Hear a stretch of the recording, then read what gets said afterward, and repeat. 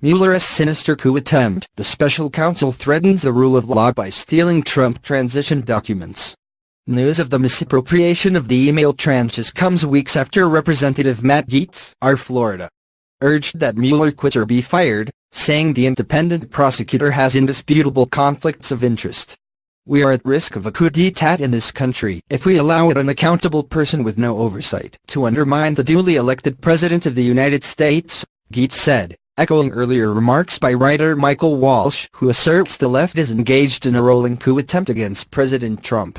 Monday on Tucker Carlson Tonight, author Mark Steyn said, "I see no reason at all why a guy who is supposed to be investigating Russian interference in an election that took place on November the 8th should be able to seize, effectively, an incoming government's entire confidential communications between each other in the period after the election took place. That seems to be entirely unwarranted by Mueller." Trump himself was more restrained in his rhetoric.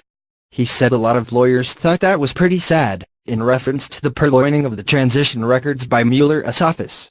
"Not looking good. It is not looking good," Trump said. "It is quite sad to see that," Trump said. "My people were very upset. I can't imagine there was anything on them, because as we said there is no collusion," he added. "There was no collusion whatsoever.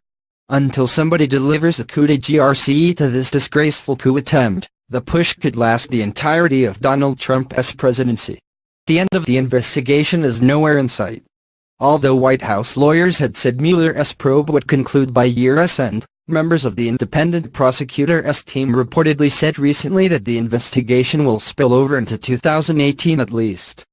Commissioned to investigate the left's ridiculous Trump-Russia electoral collusion conspiracy theory, Mueller, with his scorched earth, shock and awe tactics, remains the left's best hope to drive the 45th President of the United States from the White House. Democrats still refuse to accept that the irretrievably corrupt Democrat Hillary Clinton was flattened by Republican Trump in the election 13 months ago. Working with the deep state, former President Obama launched his own insurrection against the Trump administration even before it came into being. Although there's still no evidence of wrongdoing by Trump or of an underlying crime, Obama loyalists like former Attorney General Eric Holder are threatening to lead potentially violent large-scale protests if President Trump fires the out-of-control special counsel. This is not, as the leftist chant goes, what democracy looks like. These people are in effect screaming at their own straw man after Democrats spent the last few days whipping up hysteria that Trump was on the verge of firing Mueller, something he steadfastly insists he has no intention of doing even though he has every reason and every right to give the swamp dweller the boot. The president's lawyers reportedly realized Mueller had obtained transition team emails from the General Services Administration (GSA), which hosted the 73-day-long transition SPTT.gov emails, when prosecutors started using them as the basis for questions posed to witnesses. According to Axios, the fight between Mueller's office and the White House involves emails from the accounts of 12 officials, including members of the political leadership and foreign policy team. One of the accounts alone includes 7,000 emails. The GSA, among other things, helps to facilitate the peaceful transfer of power from one administration to the next. The Presidential Transition Acts of 1963 and 2015 authorized the administrator of GSA to provide the president-elect and the vice president-elect the services and facilities needed to assume their official duties. Mueller bypassed Trump transition officials and lawyers by taking it upon himself to seize thousands of emails owned by the Transition Authority, but held by the GSA. According to the National Archives materials that Presidential Transition Team members create or receive are not federal or presidential records, but are considered private materials. The GSA signs agreements with transition teams, agreeing to delete all data on computing devices used by transition officials.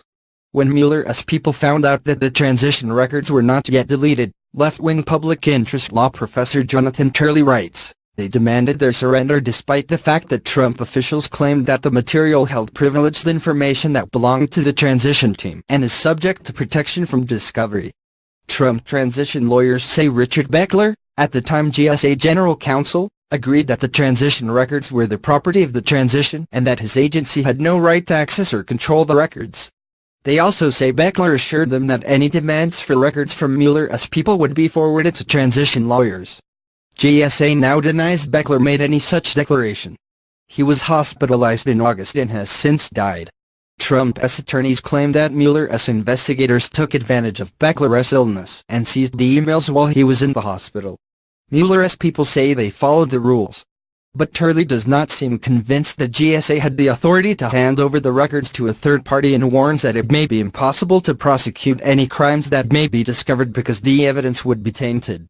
The move was legally unprecedented and strategically reckless, Turley writes. In a gratuitous muscle play, Mueller may have added a potential complication to the use of evidence that could contaminate much of his investigation in any later trial. All Mueller needed to do was follow the proper protocol and request access to the transition emails through channels, and he would likely have gotten much of what he wanted.